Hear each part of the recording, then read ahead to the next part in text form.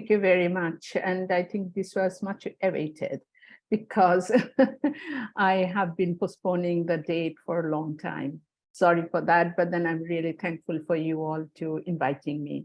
I mean, I just want to say that maybe whatever you said, what I'm going to cover, maybe a little bit different also. So don't get disappointed what I cover, because I'm not going to compare the Malabar Hills lifestyle with the South Delhi lifestyle anyway, because now what I'm planning to do is cover more what is there in IPCC report.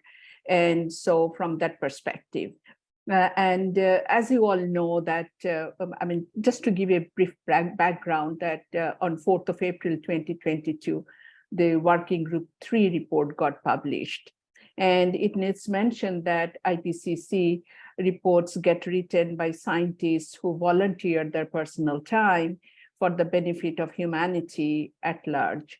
And Working Group 3 report on mitigation was an effort of 278 scientists from 65 countries. And usually we publish 4 reports, Working Group 1, Working Group 2, Working Group 3 report, plus a synthesis report. Working Group 1 looks at the climate change, causes of climate change. Working Group 2 looks into impacts of climate change. And Working Group 3 report focuses on what we can do to stop climate change, how to reduce the amount of warming gases that are emitted every day from human activities. But the synthesis report is an assessment based on a comprehensive assessment based on the findings of these 3 reports. However, in 6 assessment cycle, IPCC report writing, there had been 3 more spatial reports, which were also published, like 1.5 spatial report on land use, and a spatial report on cryosphere and ocean. So in 6 assessment cycle, the synthesis report will consider all the new knowledge that have been generated in all these 6 reports. And this report is due sometime in March 2023. So also this needs to be clarified that IPCC does not prescribe any particular action. IPCC is mandated to provide the scientific analysis based on robust evidence. And the countries, regions, investors, institutions, including educational institutions and individuals, have the freedom to prioritize their actions in line with the global common goal. So major take-home message from Working Group 3 has been, which is going to be my focus, has been that unless there are immediate and deep greenhouse gas emissions reductions across all sectors and regions, 1.5 degrees Celsius is beyond reach. And for taking actions, the next few years will be critical. And this is a scientific consensus statement. And in this brief backdrop, I would like to share with you what was the very new knowledge which got integrated into this new IPCC report of Working Group 3 because of growing scientific literature in the field, which is also the topic of my discussion today. It needs special mention that a paradigm shift on the way we think about climate action is reported for the first time in this IPCC report through its first ever chapter on demand, services, and social aspects of mitigation, which puts people at the center and their well-being while mitigating climate change, and assessed around 100,000 social science literature to understand how scientists are talking about, based on evidences, how change in demand can lead to reduction in emission, but keeping human well-being at least unchanged. So the key message is accelerated and equitable climate action is critical to sustain development. So what I would like to share with you now, some of our findings is, so basically when we are talking about a low carbon lifestyle, what we need to understand is that this is extremely important how we communicate the message of lifestyle change, because we need to be clear that it is not about shifting all the responsibilities to the individuals for mitigation, rather identification of what empowers an individual to take actions. Because the context is that safe space for thriving human well-being is becoming more uncertain. Why this uncertainty? Because we know that we need to leave fossil fuels under the ground and avoid burning it. And if the unabated coal is already facing it, the coal sector, and going pressure on oil and gas companies are also increasing. So economic growth impacts are going to be that there is going to be stranded asset, there is going to be job loss, there is going to be income and revenue loss. So uncertainties are also growing around how to deliver not only economic growth, but multidimensional human well-being, respecting planetary boundaries. So some solutions which are often discussed are about uncertain supply side technologies like climate, the CDR, the carbon dioxide removal technologies, or carbon capture and storage technologies, which are all supply side technologies. But in terms of technology development and cost also, there are huge uncertainties, which have also been reported in this IPCC third assessment report. So what we really need is that it is understood very clearly, and it has been repeatedly mentioned in this report, that we need system level changes without adversely impacting human well-being. That is something which is extremely important and not easy task. So what I'm also trying to give you a message from what we wrote in this UNEP 2022 gap report also, which came out very recently during the COP, that when we talk of system level transitions, then it means we are talking about electricity supply sector, industry, transport, and buildings. And what is needed is that to sustain deep reduction in emission over time, we need to transform these systems from now. But let us understand that when we build a coal-fired plant or industrial plant or vehicles, everything has a lifetime. Buildings, they live there for 80 years. So nothing less than 40 to 80 years we see the assets are built for. So what we are taking a decision of what kind of asset building in a country context determines what will be our demand for type of energy and what will be the emission level. So demand side is extremely important, but is dependent on the choices we make much earlier through creating the different assets and infrastructure in different sectors. But this is also, reported in IPCC report this year that 2010 to 2019, the average annual gas emission has been on the highest level in human history. So we have been taking action, but still we know that the emission is rising over the decades. But there are some good news which are happening, which impacts demand. That market is also changing very fast. If you look into the market cost for solar photovoltaics, onshore wind, and batteries for passenger electric vehicles, you can see how over past 20 years, the price has steeply fallen. So which makes that renewables are now more competitive to fossil fuels. So building any fossil fuel infrastructure is a bad decision in terms of the fact that it is no longer a cost-effective solution.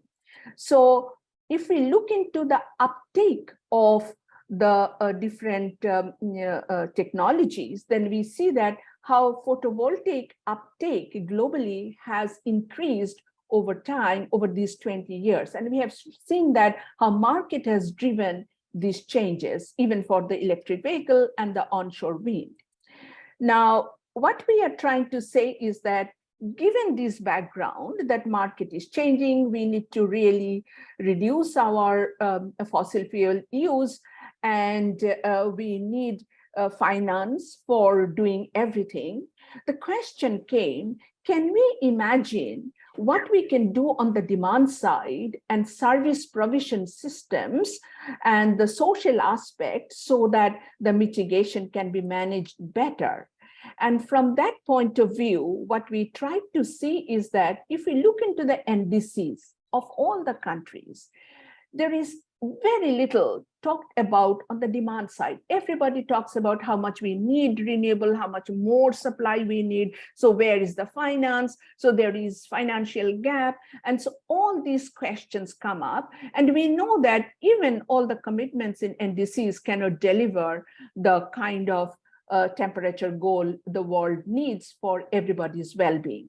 So from that point of view, what we really want to say is that in this report, what we could do is we could show that for the first time in IPCC report, that if we look into the demand side measures, then actually end-use service provision, the way we provide the different services, say, for example, how we go from one place to the other, how we access our medical services, how we access our educational services.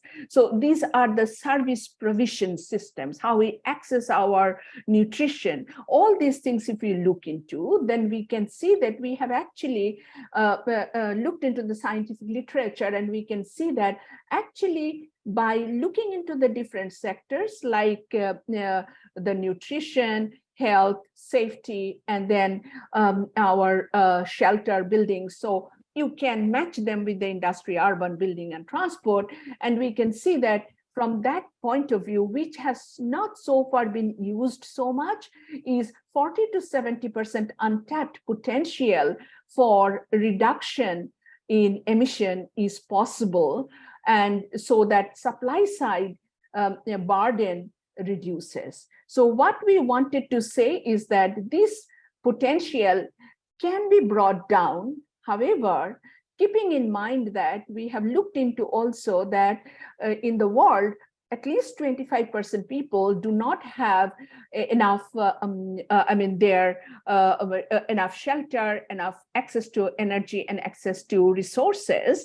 And so even keeping in this mind that giving them more access will need more energy and more emission, still we can see that 40 to 70% reduction in emission is possible. So we can address inequity, but then we have to address status consumption. What the initial comments were that the Malabar Hills lifestyle and the South Delhi lifestyle may not be the same. So we cannot address only how to provide the poor the access, but also we must address the status consumption, high-end consumption also, that is very clearly stated in this report. So inequity was at the heart of this year's assessment of this chapter 5 in working group 3. So what we tried to do was we actually from the literature identified 60 options, and of these 60 options there is a whole list of options how we can avoid emission and how we can use less packaging, we can use we can avoid many of our car trips and use the comfortable public transport system, and also we can make our cooking equipments most efficient, lighting equipment more efficient. So there are 60 such options which we have listed, and with their potential, which is reported in the literature. And we have looked into per capita emission reduction potential for these.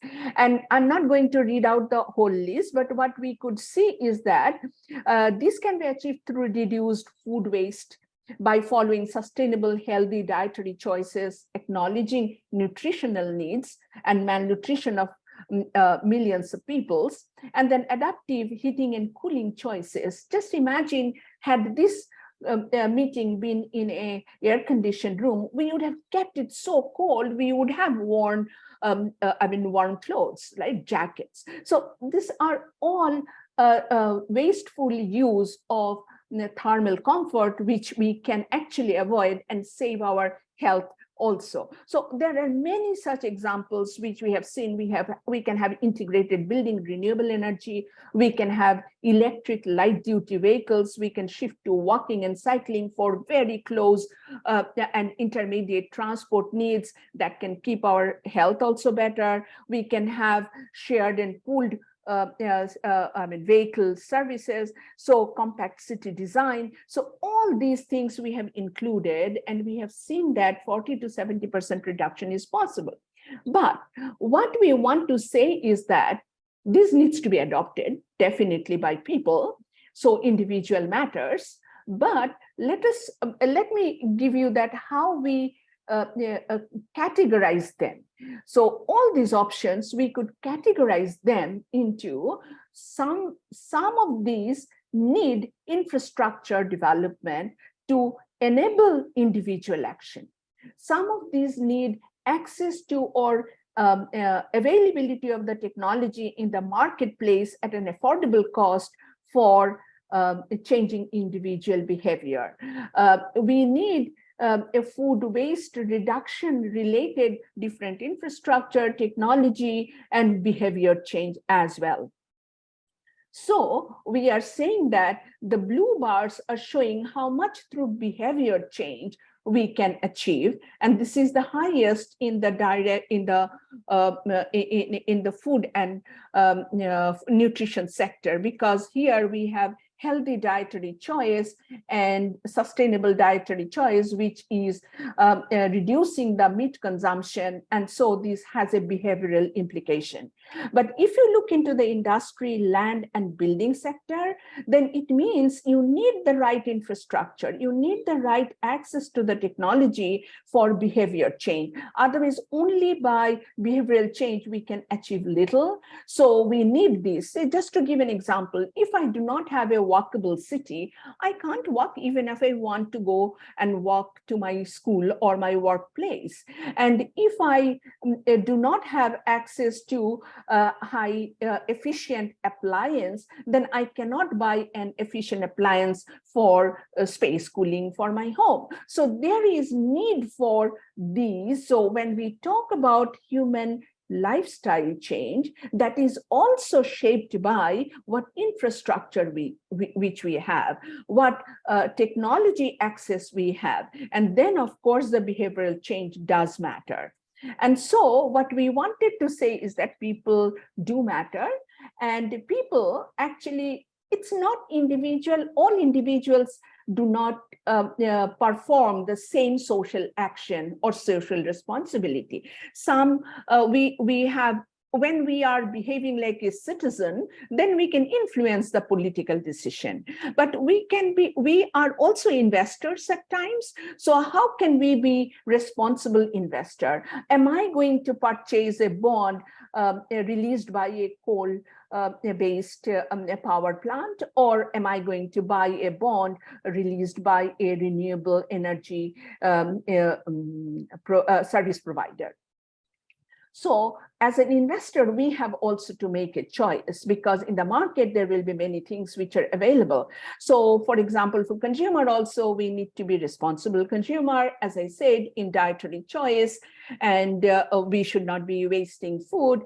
And then we can be role models. There are many, there can be social champions whom we usually sometimes try to imitate. So they actually sometimes set the social norms. So what we also need to understand, there are professions like urban designer, building developer, so they can plan the infrastructure accordingly so that people can have access to all these lifestyle influencing actions. But also what we try to see is that if we look into the consumption pattern in the globe, globally today, it's the top 1% emits 15%. and consumption of bottom 90% emits only 48%. And the top 10%, if I take out this 1%, then contribute 37%. So if you just look into this, if we, and we are saying that this is what we are talking about, the the status consumption. So if we can reduce the status consumption, we can easily manage it very well by allowing some energy and emission increase at the bottom, where they do not have access to nutrition, do not have access to shelter, and do not have access to better health. So what is important is that how we communicate the demand side solutions. So what it means is that we have seen that if we have more efficient end use energy conservation measures, say, for example, how do you provide the water pumping in your home? Is it more efficient or not? You can have a very inefficient system, and that will increase your energy consumption. And so we have seen, if we deploy all the energy efficient technologies in the end use sector, then upstream energy use actually reduces by 45%. So if we are always thinking that we really need huge energy supply, that's a wrong concept sometimes we are talking about. Let me just go back to this, and let me say that when we are showing this light colored bar in all, we are saying that if we want to reduce an emission from the supply side only, we are talking about reducing emission of this much from the supply side. And that's why we say we do not have finance, and renewable energy is not enough. But if we look into the demand side interventions, then we can see that actually in the supply side, we will need only this much of energy to be decarbonized, because in the demand side, we can decarbonize the rest of these, this much of emissions in all sectors. So that's why we are saying we can take off the burden if we are looking into the demand side, and these involve many granular technologies, whether you have an efficient bulb, whether you have an efficient car, whether you have a efficient public transport system, whether you have an efficient air conditioning system. So if you bring in all these things, then actually you can shift the burden from energy supply side decarbonization, and that can be even cost effective in many, many cases.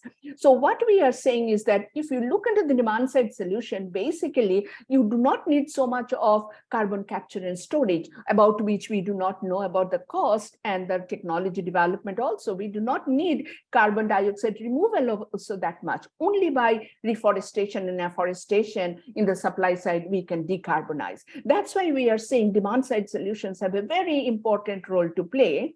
And we also showed that, as I said, the 45% reduction can be achieved upstream in the primary energy use, but then we can still provide higher energy and to increase their well-being of the top quartile of the population. And also what we saw is that a range of 5 to 30% of global annual emissions are reducible, even given, suppose, just take a city structure. We can repurpose some of this infrastructure by dedicating to walking and cycling lanes. And also we can have compact cities, co-location of jobs, so that we do not have to travel for our jobs to a large extent, or we can work from home.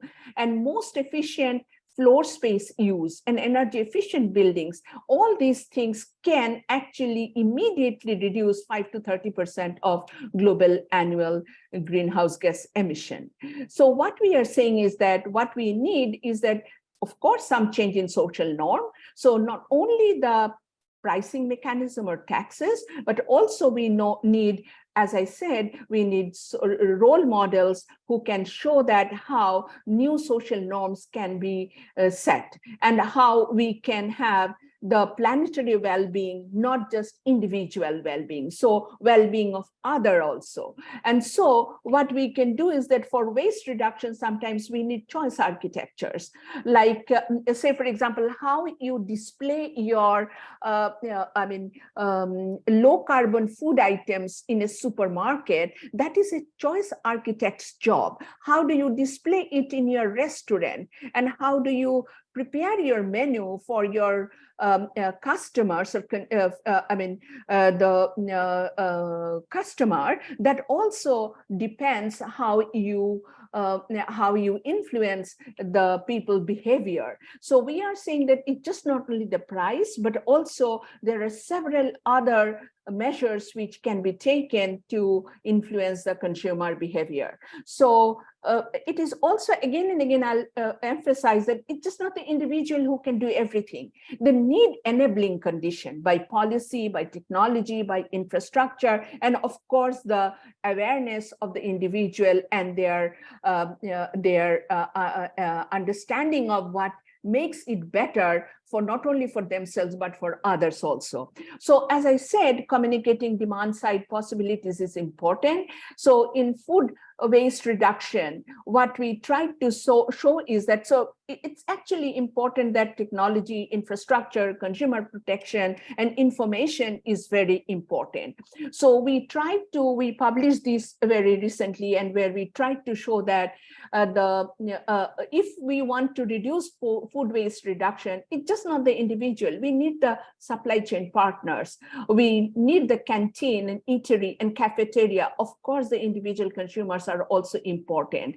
And then we know that individual consumers are, but then municipal bodies and local bodies are also important, how they manage the food waste and recycling processes. So there are several issues which needs to be looked into. And when we talk of individual, it's not about everybody thinking that, oh, now the government doesn't have anything to do, no one has anything to do. It's the individual who has to bear all the responsibility. That is not right.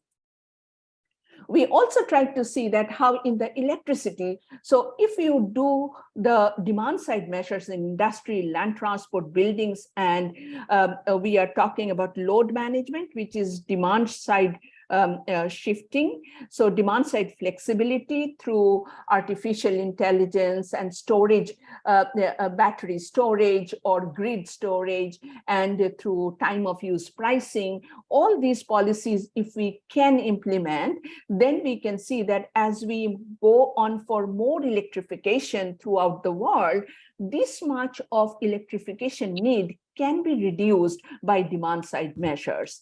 And we tried to do that for India, and we tried to see that, okay, what does it mean for India? These are not in IPCC report. Remember, IPCC reports are for global results, and we do later on as our own research for national scale or sub-national scale studies, and where we tried to see that how India can achieve the zero carbon pathways by 2050. And we tried to see that by deploying renewables and by demand side flexibility, actually India can even reduce their supply price of electricity from 3 to 4 cents per kilowatt hour. Otherwise, if we do not include demand side flexibility, if we are looking only for 100% renewable of the supply side sector, then the cost will be even 1 to 2 cents higher per kilowatt hour. So it is important that how we look into the demand side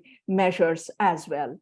And as I said, how do we communicate that? What is the well-being impact?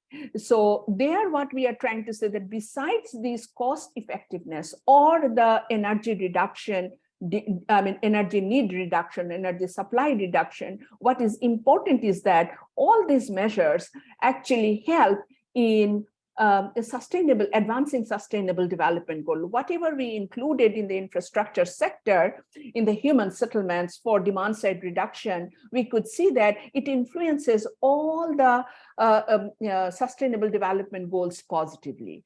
And even if we look into the food waste loss, etc., compared to many other measures, we see that sustainable development goals are all positively impacted.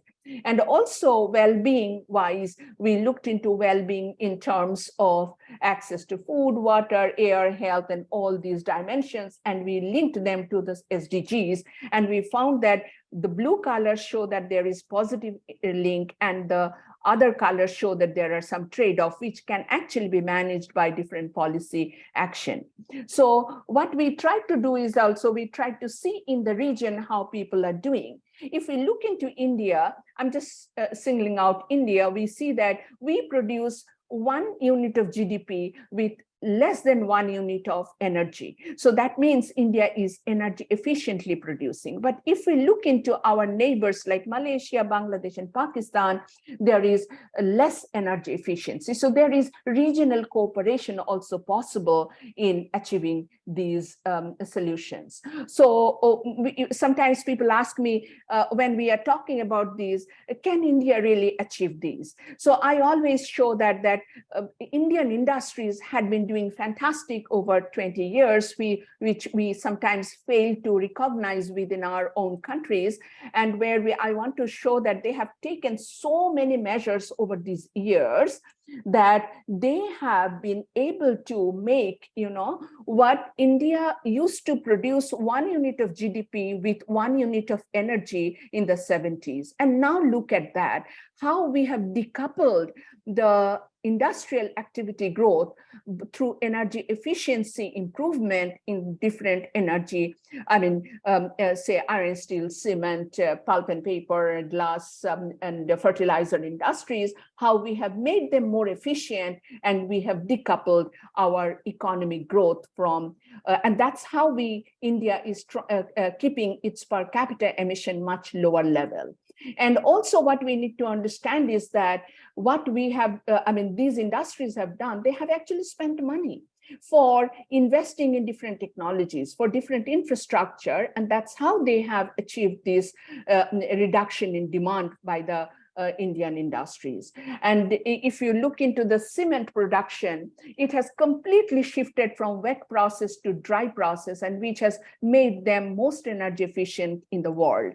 And if you look into the agriculture sector also, in the agriculture sector also, India has been successful in reducing the methane emission, although we are increasing a nitrogen oxide emission. And that is, we have found, is linked to the pricing of the fertilizers, which I'm not going to share here, but we have published this article in international journal. So what it means is that how to enable this shift. So we need to inform economic agents about the risk of climate change exposure, and then how the leadership and cooperation can happen.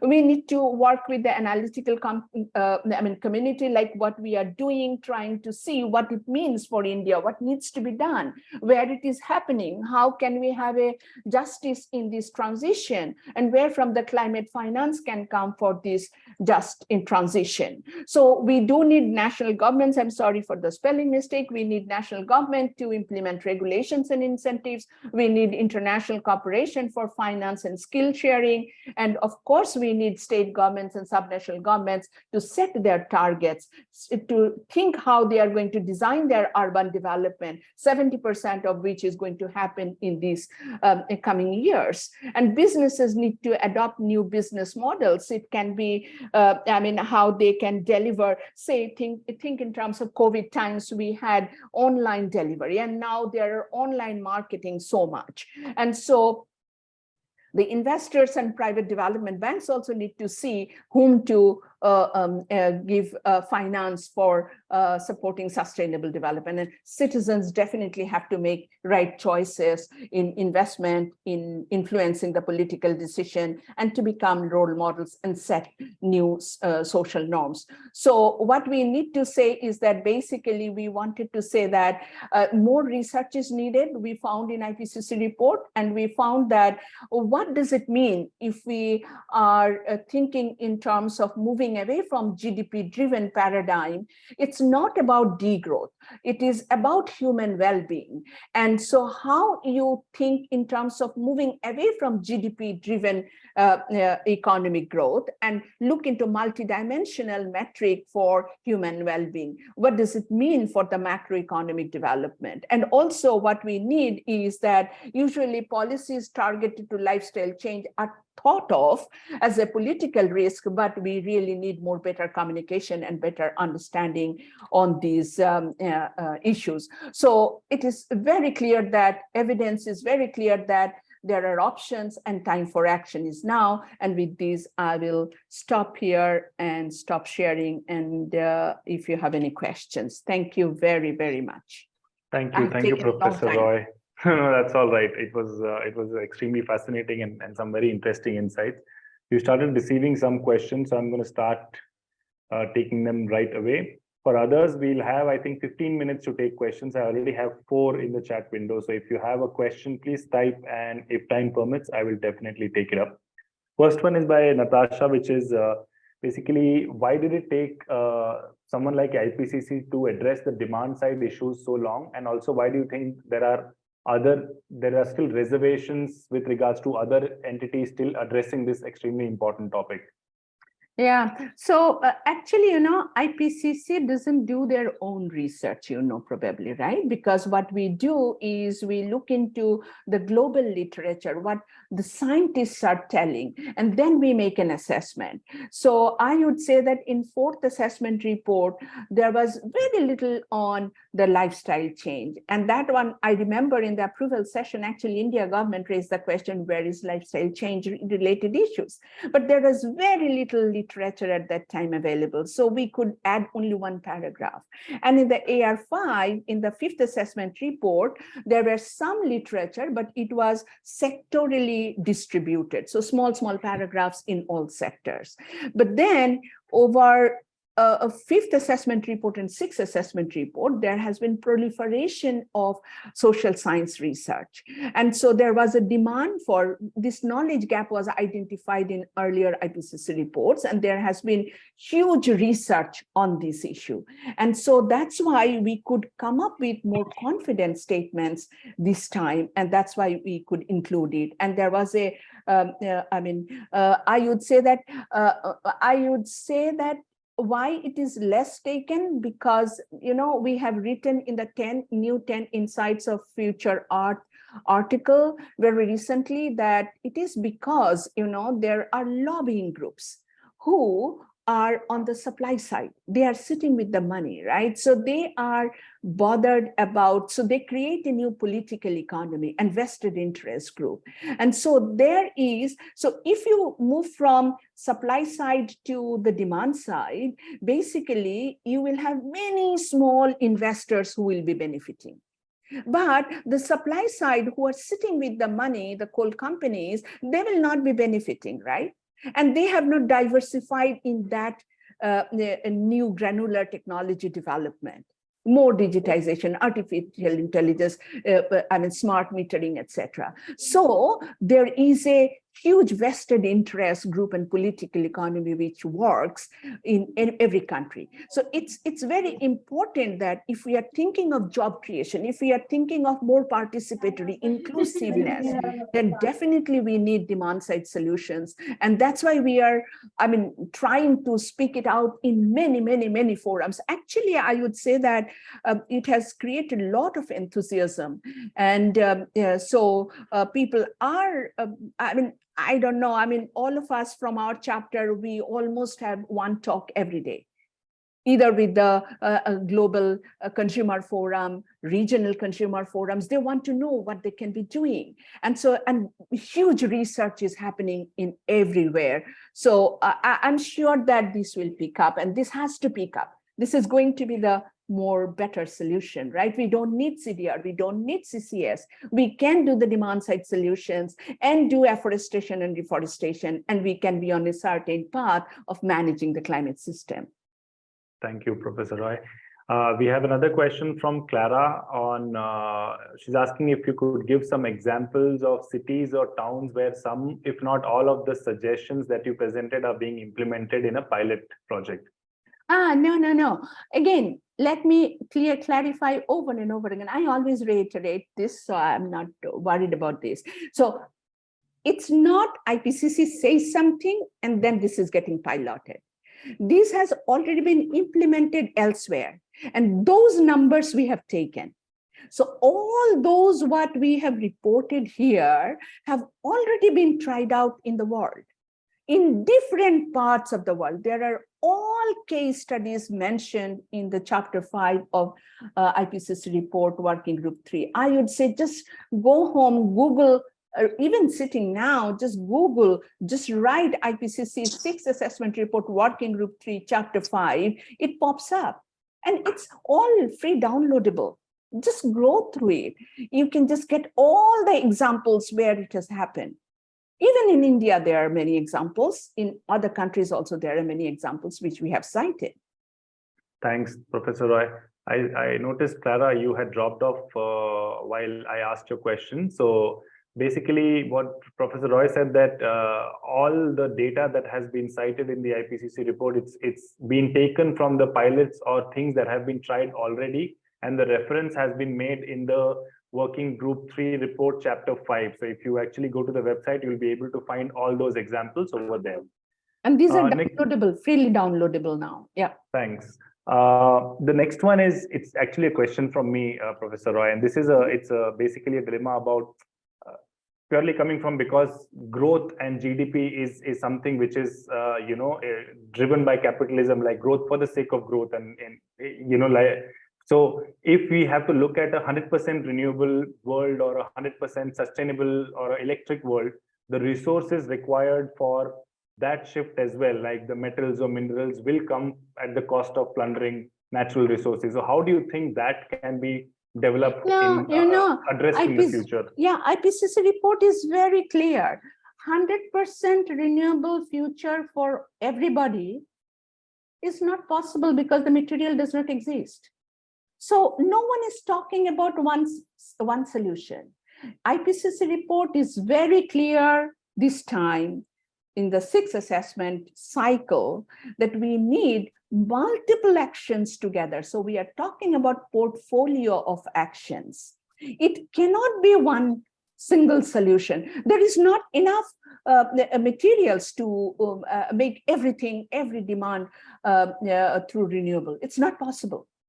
It's just not possible. But that's why we are saying there are hundreds and thousands of solutions which are there in IPCC report. And actually, I would not say that no one is doing that.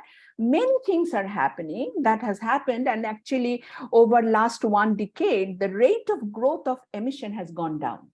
This is one good news, which there are so many things to say, I didn't go for that.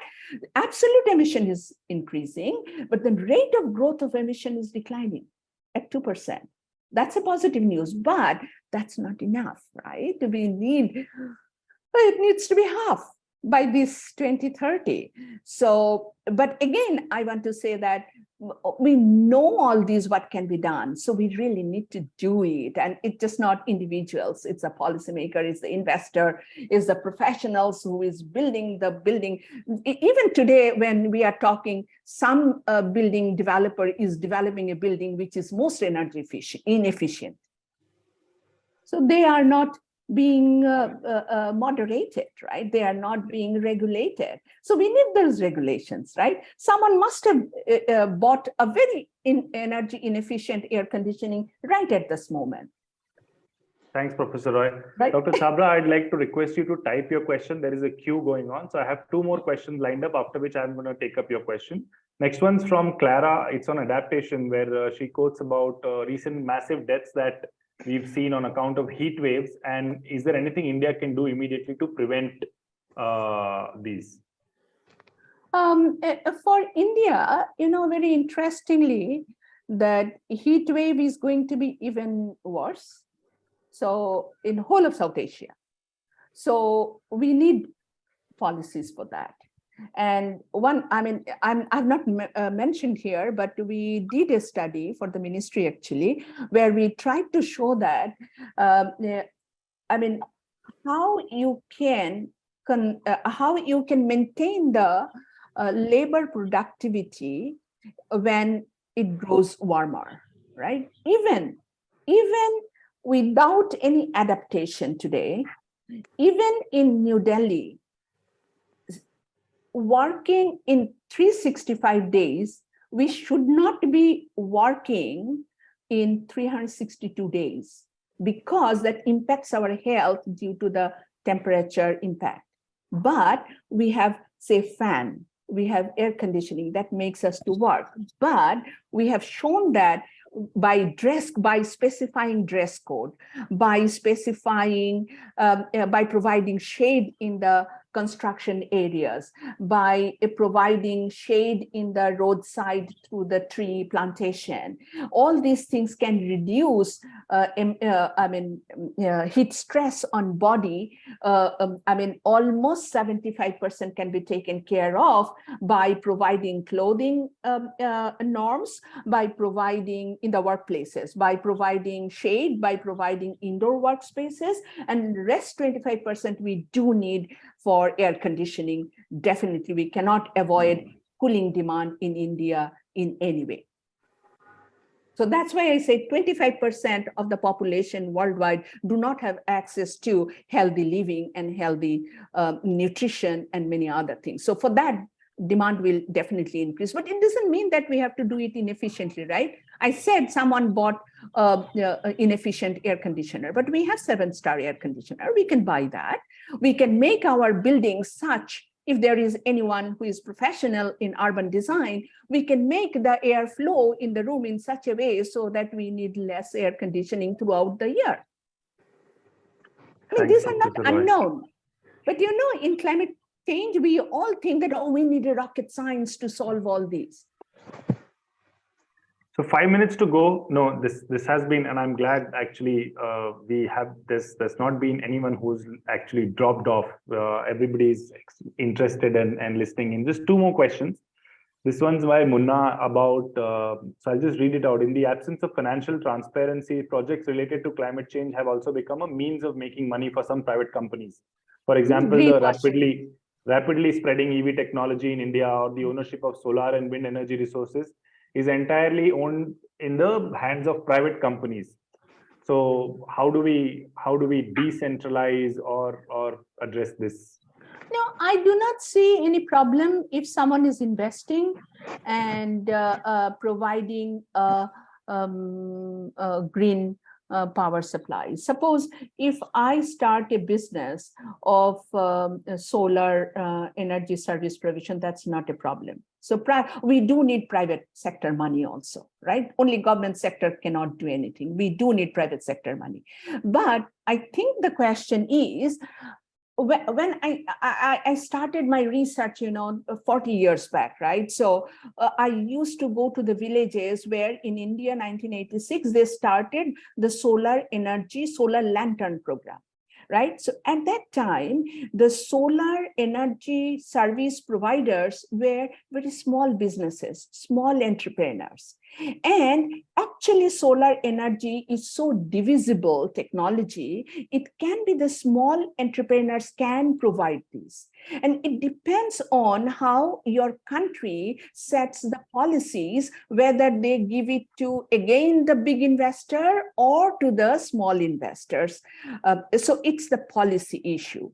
And we can influence the politically as citizens that it needs to be into the hands of many small producers, and there can be incentives so that they can do the business and they can do, and that can be decentralized, right? So it's not about so I mean, it's not fault of the private entrepreneurs. It's fault of the policy. We need policies. Thanks, Professor Roy. And last question, I think we are right on time. This is by Dr. Chabra, and it's again related to renewable and the speed at which we are shifting. He says that at the current rates, the possibility of losing polar ice caps is extremely high. So shouldn't transition from non-renewable to renewable must be at a greater rate of approximately 8% or more to make substantial difference? I mean, it's already said that by 2030, we need 75%, 63% renewable energy globally. And right now it is only 25%. So we know what we need, right? So, I mean, these numbers are there. So generating these numbers is no new information now. What is really important is that within a state in India, say, for example, how can this shift happen? And can this, I mean, we have some or many studies exist to show that this can happen. So how to implement these is really important. So there needs to be pressure on the policymaker, there needs to be pressure on the investor, there needs to be pressure on the financing agencies that they should, whom they should provide. There should be new financial instrument, green bonds, etc., so that you can avoid the greenwashing and you can have the real green growth. Fantastic.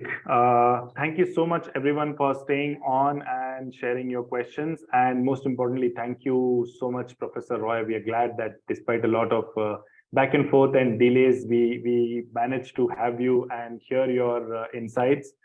I know it's extremely serious, but there was hope as well. Yes, yes, over to you.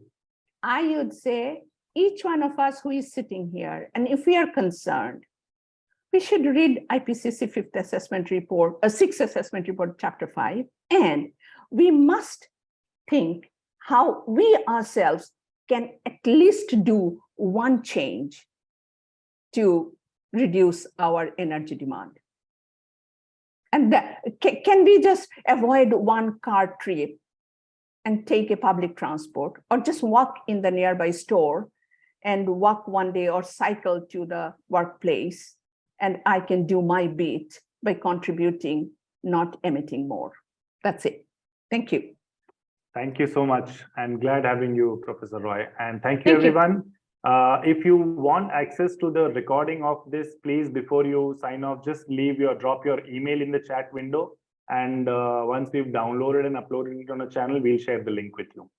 Thank you. Thank you. Thank you very much. Bye-bye. Thank you.